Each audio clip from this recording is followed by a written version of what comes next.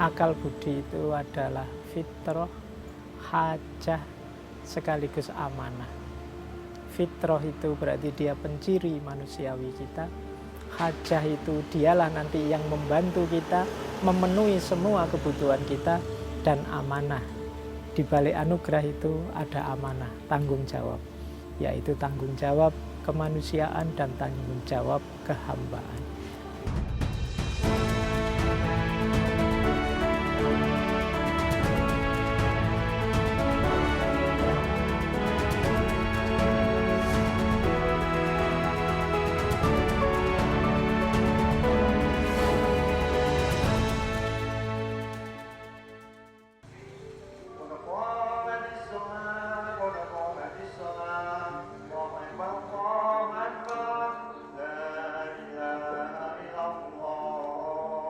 Kata pengajian lekat dengan istilah pengajaran dalam agama Islam yang dilakukan dalam berbagai tema berbeda. Namun di sebuah masjid di Sleman, daerah istimewa Yogyakarta, tema yang dipilih lain dari biasanya, yaitu tentang filsafat. Ya, ngaji filsafat telah secara kontinu dilakukan di Masjid Jenderal Sudirman sejak 12 tahun terakhir. Kajian digelar setiap Rabu malam mulai jam 8 hingga 10 waktu Indonesia Barat. Adalah Fahrudin Faiz yang menjadi pengampu ngaji filsafat sejak dimulai Ahad 21 April 2013 lalu. Ia adalah dosen di program studi Akidah dan Filsafat Islam, Fakultas Usuluddin dan Pemikiran Islam, Universitas Islam Negeri Sunan Kalijaga, Yogyakarta. Faiz berhasil mematahkan tudingan bahwa filsafat itu sesat bahkan kafir, karena Islam bahkan memiliki filsufnya sendiri. Selain itu, filsuf yang dianggap bertolak belakang dengan konsep agama, menurutnya justru kadang mempunyai pemikiran yang agamis. Pemikirannya Nietzsche yang banyak orang menyebutnya, wah itu ateis. Tapi ada beberapa gagasan beliau yang itu sangat islamik. Misalnya beliau punya teori mengiyakan hidup. Yuk kita terima diri kita dulu apa adanya. Jadi tidak ngejas, tidak menghakimi, tidak menyesali diri kita. Apapun kondisi kita, kita terima dulu. Baru setelah itu mungkin kita upgrade, kita tingkatkan, kita manifestasikan, monggo saja. Tapi level pertama kebahagiaan itu ya sahen, mengiyakan hidup. Ini kan bagi saya sangat islamik, karena dalam Islam juga ya ada istilah kita harus ridho. Salah satu inisiator ngaji filsafat yang kini menjadi rekan dosen di UIN Suka, M. Yasser Arafat mengatakan, awalnya ia juga kadang mendapat resistensi dari sejumlah pihak. Ngapain sih buat pengajian seperti itu? Filsafat itu kan membuat orang jadi kafir, gitu. Filsafat itu kan membuat orang jadi anti pada Tuhan. Terus kami jawab, sudah pernah hadir belum di acara ngaji filsafat? Oh, belum pernah kan? Dia tidak menjawab ya, tapi kami belum pernah kan, langsung kami tembak. Nah, coba hadir aja sekali ikut ngaji filsafat, kemudian coba dicek dari sisi mana yang materi yang disampaikan oleh pemateri itu bisa membuat orang jadi kafir. Gitu. Kami mohon masukannya, gitu. Itu setelah itu tidak ada tanggapan lagi. Yasser menambahkan, alasannya meminta Faiz sebagai pembicara karena pengalamannya sendiri sebagai mahasiswa yang pernah diajar Faiz. Menurutnya, filsafat sebagai ilmu yang rumit ternyata sangat mudah dipahami di tangan Fahrudin Faiz. Sejalan dengan itu, Wakil Rektor 3 UIN Suka yang dulu rekan Faiz ketika mahasiswa S1, Abdur Rozaki mengatakan, Faiz menjadi rujukan rekan-rekannya saat kuliah.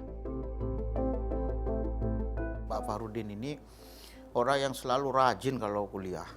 Saya itu kadang jarang kuliah, sehingga kalau ujian itu semua teman di kelas itu selalu meminjam catatan kuliah Pak Fahrudin Faiz.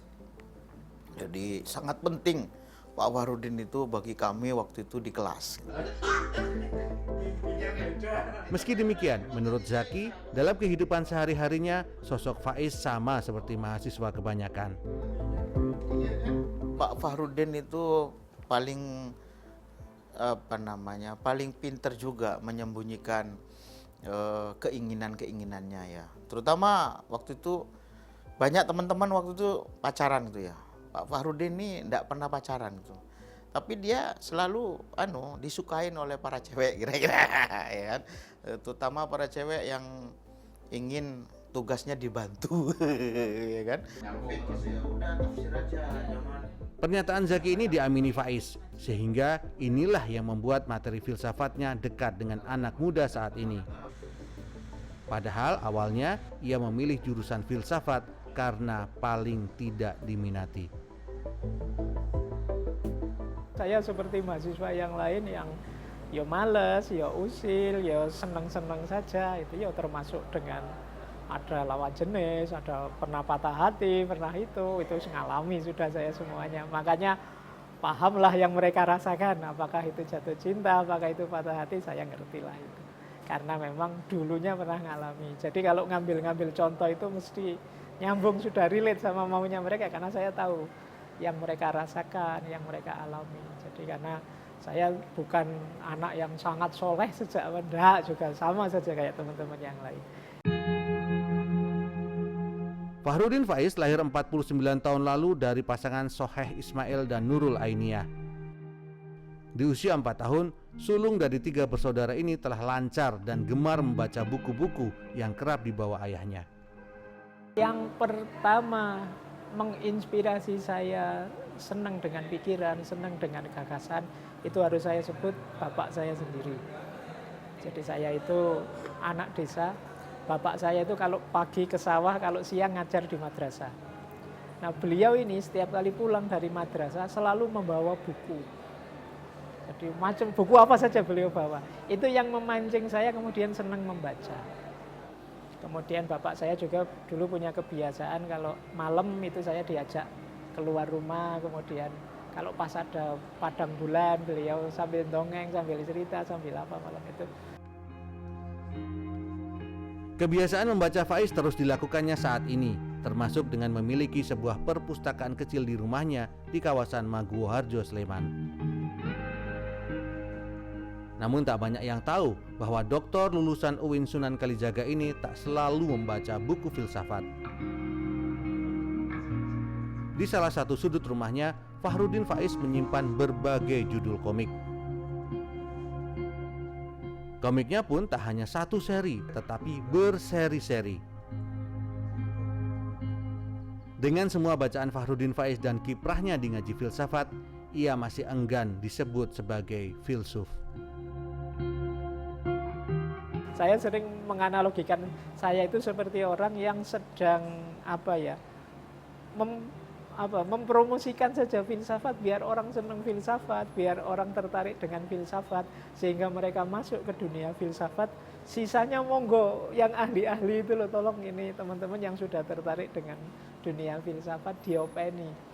Tolong mereka ini ditemani, dibantu. Saya bagian yang mengenalkan saja, mempromosikan. Saya sering membayangkan begitu. Jadi saya masih belum merasa diri saya filosof yang gimana, saya masih nganggep pembelajar filsafat.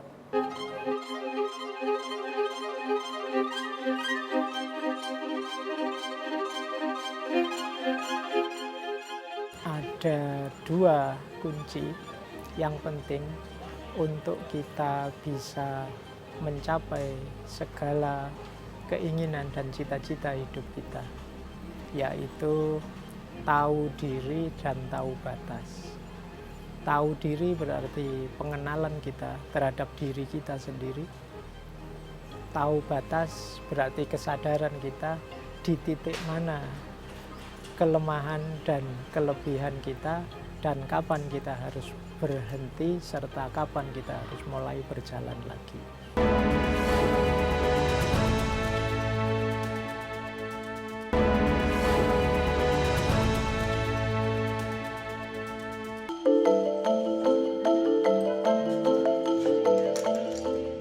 Rabu sore, ketika bara arang ini mulai menyala, kesibukan takmir Masjid Jenderal Sudirman untuk menyiapkan ngaji filsafat pun dimulai. Mereka menyiapkan 2 jenis minuman, teh dan kopi, untuk para santri yang tiap Rabu malam jumlahnya sekitar 400 orang. Takmir MJS inilah yang menjadi tulang punggung penyelenggaraan ngaji filsafat.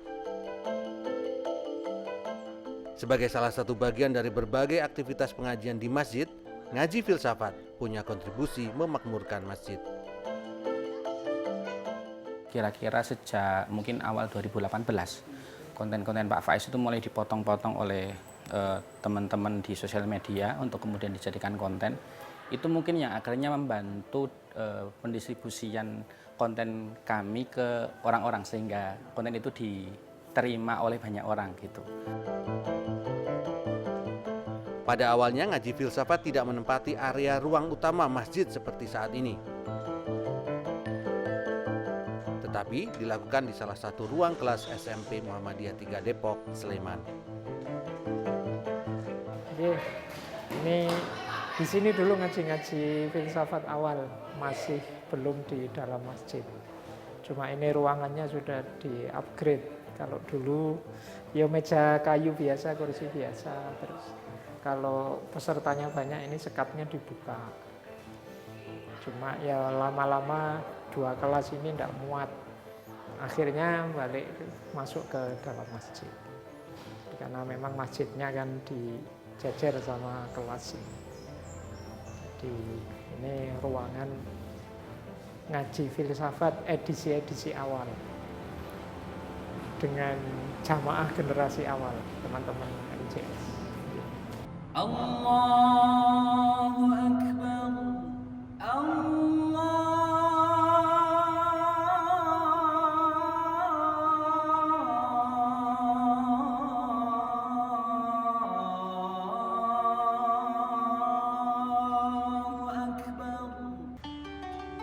Usai azan maghrib, jamaah ngaji filsafat mulai berdatangan, meski ngaji baru akan dimulai jam 8 malam waktu Indonesia Barat.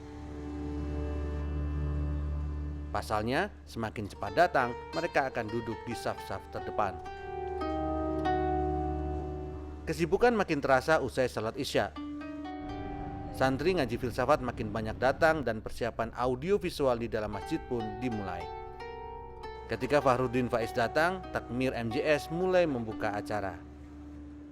Namun cara membukanya tak sama dengan pengajian umumnya di tempat lain. Mari kita mulai ngaji filsafat malam hari ini dengan sama-sama baca suratul Fatihah. Untuk teman-teman yang beragama lain bisa menyesuaikan. Al-Fatihah. Selanjutnya kami persilakan kepada Pak Fahrudin Faiz. Ya, ada alasan tertentu mengapa ngaji filsafat dibuka dengan cara seperti ini. Kita mendapati story dari santri ngaji itu ternyata mereka non-muslim. Akhirnya dalam kesempatan selanjutnya, dalam setiap kali membuka acara kita ditambahi dengan hal itu. Jadi berarti kan ngaji ini terbuka juga untuk teman-teman yang beragama lain gitu Mas, tidak hanya Islam. Jadi ngaji ini sebenarnya terbuka untuk siapapun. Makanya dalam setiap kali pembukaan itu kita menambahkan untuk teman-teman yang mengikuti ngaji ini, kita awali dengan berdoa menurut Islam ataupun menurut kepercayaan masing-masing.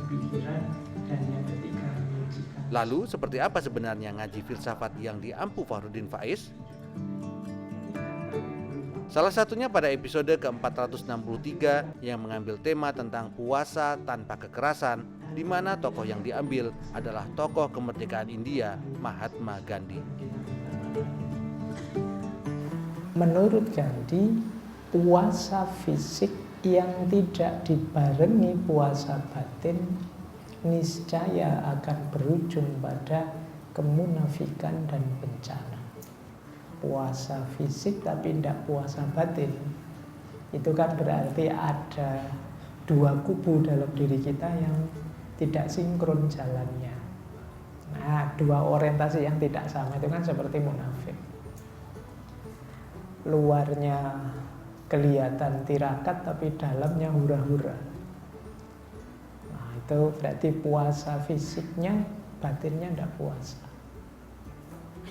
Yo kayak kalian kadang-kadang kan puasa sih tapi itu lemes di atas kasur, akhirnya buka YouTube, buka TikTok yang begitu-begitu, buka itu batinnya tidak puasa. Meski tema filsafat menjadi tema utama ngaji ini, namun bukan membuat materinya bersifat sangat serius. Kadangkala juga diselingi candaan ringan cerdas, tanpa kata kasar, tanpa caci maki. Ya, semoga kalian ngaji juga begitu ya. Datang ke sini karena cinta. Bukan pada saya, buat apa? Saya sudah laku. Cinta pada ilmunya. Jadi semoga basisnya adalah kalian cinta ilmu, cinta belajar. Cara bertutur ngaji filsafat ini disukai banyak pihak. Tak peduli usia atau bahkan latar belakang seseorang. Kalau saya saat diterangkan tentang saya berpikir maka saya ada ya, itu yang bilang geget atau siapa dia ya, itu luar biasa, itu membuka cakrawala saya itu.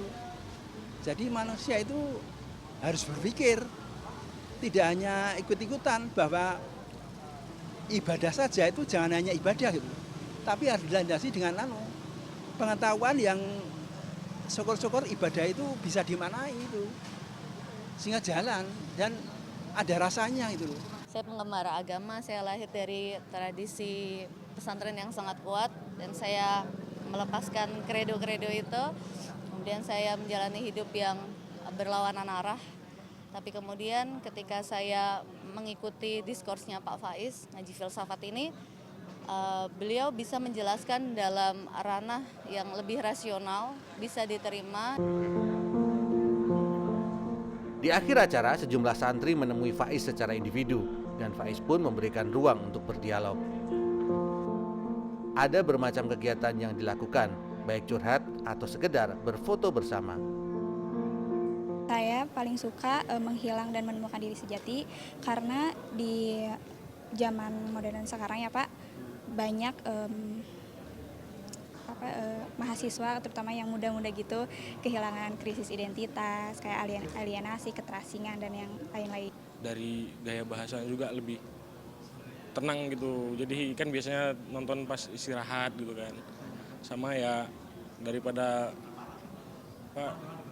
lihat konten-konten brand road kan lebih baik kita lihat yang setidaknya dapat dikit-dikit lah ilmu juga kan sambil istirahat itu, jadi gitu mungkin. Di kanal resmi MJS Channel atau kanal media sosial lain sangat jarang ditemui video Faiz dan mayoritas hanya audio saja.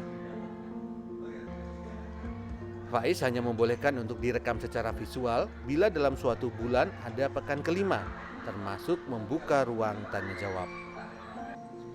Ia pun dikenal sebagai orang yang tidak bermedia sosial, meski namanya banyak dikenal lewat media sosial. Semacam idealisme saya bahwa ngaji ini semoga tidak berhenti di saya. Jadi semoga teman-teman memang benar tertarik dengan ilmunya, dengan filsafatnya, kemudian belajar mendalam, tidak sekedar mengidolakan saya. Itu yang saya agak harus hati-hati.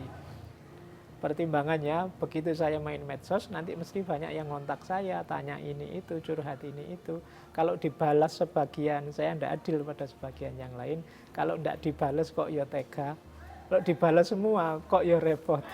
Jadi tidak apa-apalah, sudahlah saya ikhlaskan, saya tidak usah main medsos. Itu sih pertimbangan simpelnya saya. Dampak dari ngaji filsafat adalah lahirnya percetakan MJS Press yang melibatkan santri ngaji filsafat sebagai bagian dari literasi masjid. Kini MJS Press telah menerbitkan 23 judul buku, di mana 10 buku diantaranya adalah buku-buku karya Fahrudin Faiz. MJS Press itu sebenarnya efek dari ngaji filsafat. Jadi pertama kita dari ngaji filsafat awal itu, kemudian kita punya inisiatif untuk bagaimana kalau dari santri ini kita juga libatkan mereka di literasi masjid awal. Jadi kita bikin kelas menulis, tidak lama setelah itu kita bikin penerbitan. Jadi teman-teman santri ini yang terlibat di proyek literasi ini yang kemudian kita manfaatkan untuk menggarap literasi masjid.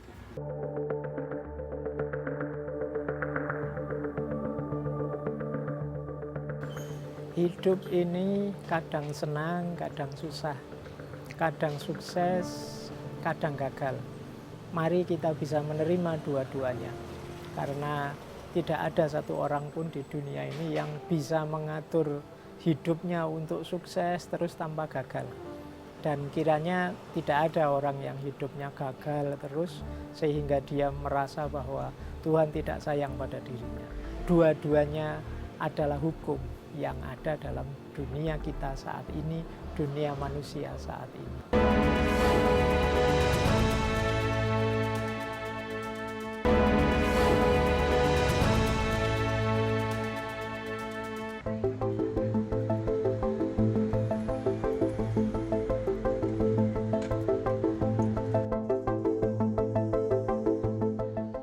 Beginilah keseharian Ilham Elandra. Ia biasa bekerja sebagai pedagang air minum di kawasan Malioboro, Yogyakarta. Meski mempunyai keterbatasan fisik, tapi cakrawala berpikirnya tak terbatas. Laki-laki 27 tahun ini mengikuti ngaji filsafat sejak 2017 saat ia masih tinggal di Jakarta.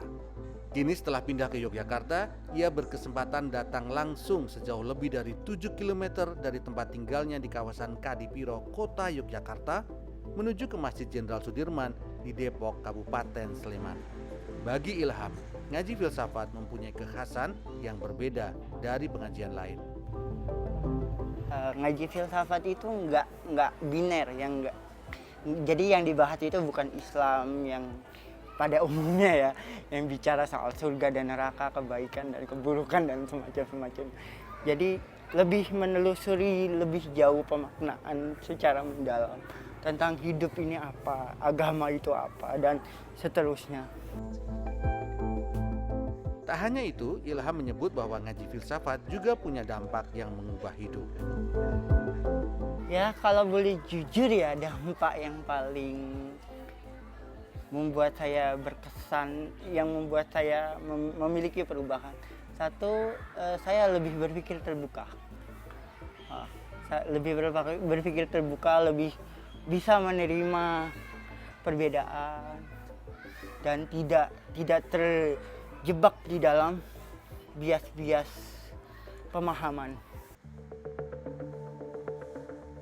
Tak berbeda dengan Ilham, jurnalis sastra Kanya Kiara juga mengaku bahwa ngaji filsafat mengubah pandangannya tentang Islam. Ia mengenal ngaji filsafat sejak 2018 untuk tugas kuliahnya dari media sosial.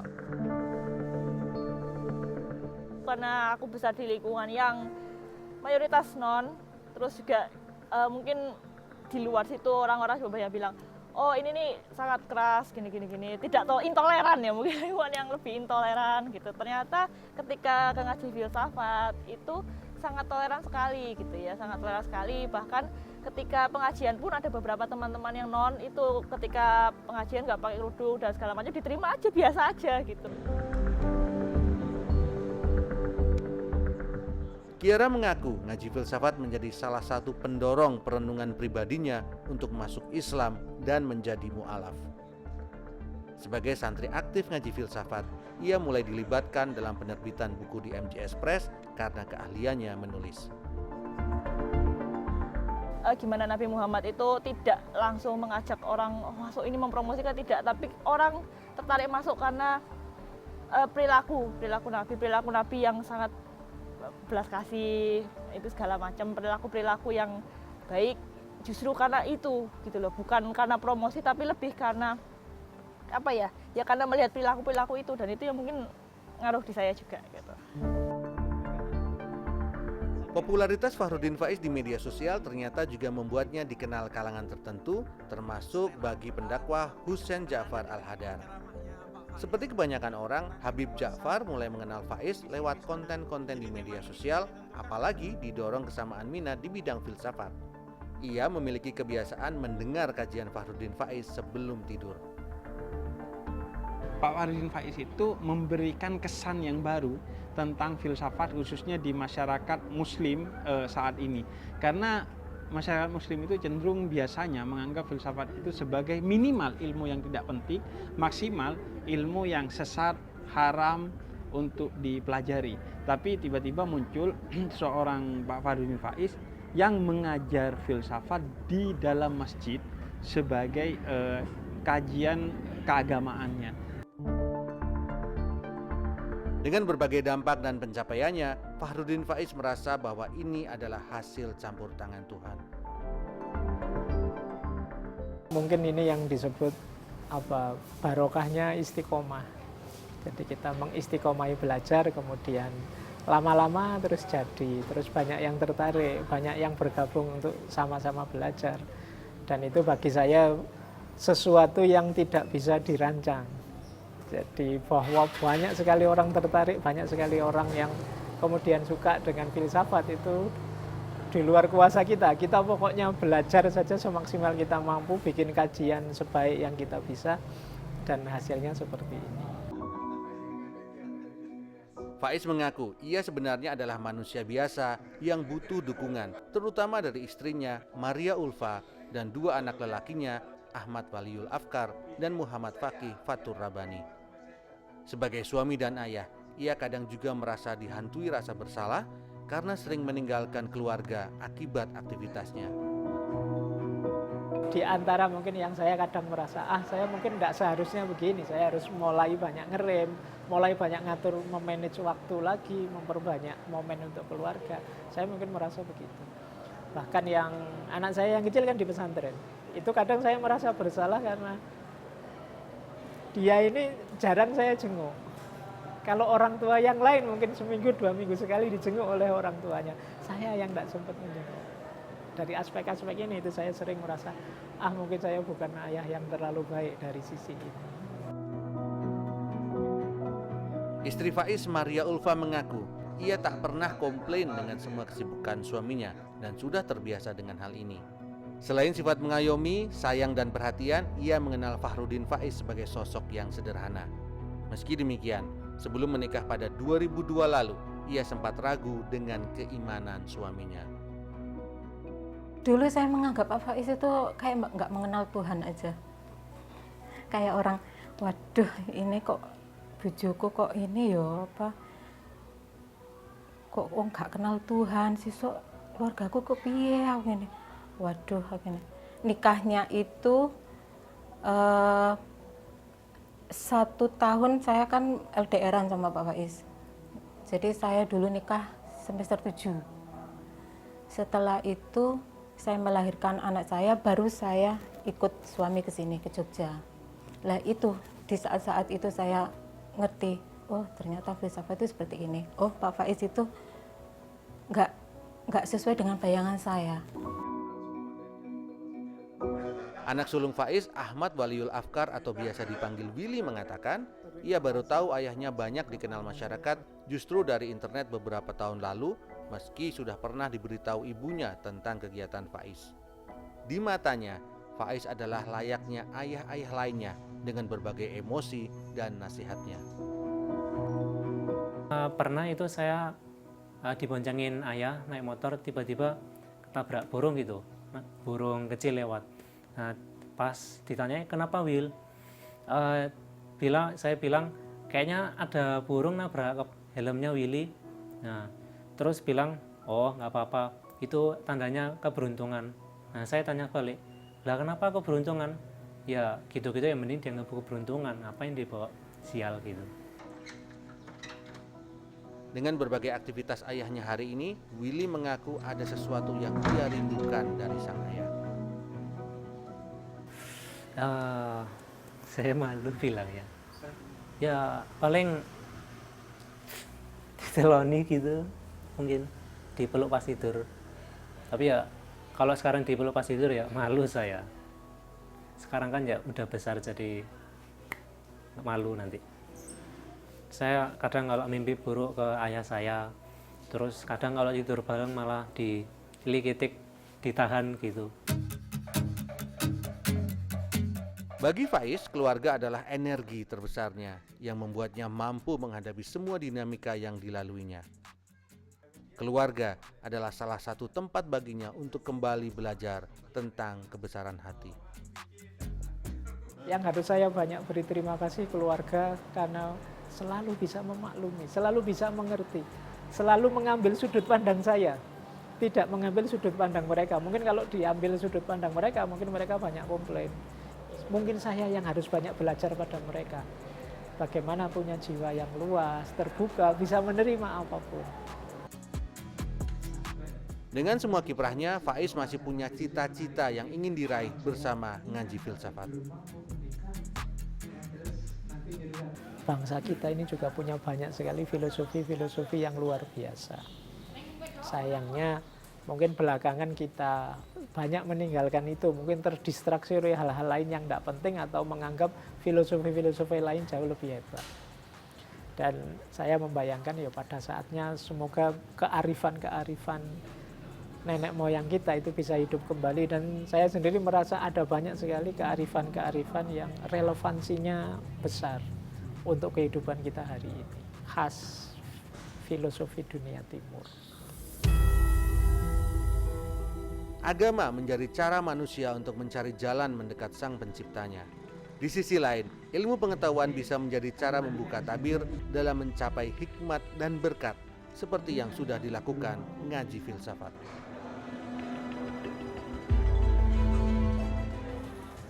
Ada 3 jalan yang biasanya ditempuh orang untuk menemukan kebahagiaan hidupnya. Yang pertama, melalui kesenangan hidup atau pleasure. Yang kedua, melalui capaian-capaian hidup atau achievement. Dan yang ketiga, melalui pemaknaan diri, kebergunaan diri atau meaningful life, hidup yang meaningful. Tiga-tiganya bisa membawa kita pada yang kita kenal sebagai kebahagiaan, tapi jangan lupa ada satu lagi yang jauh lebih membahagiakan dengan durasi bahagia yang jauh lebih panjang, yaitu kehidupan yang baik atau kehidupan yang ikhlas, kita melakukan kebaikan tanpa berpamrih apapun. Itu jauh lebih membahagiakan.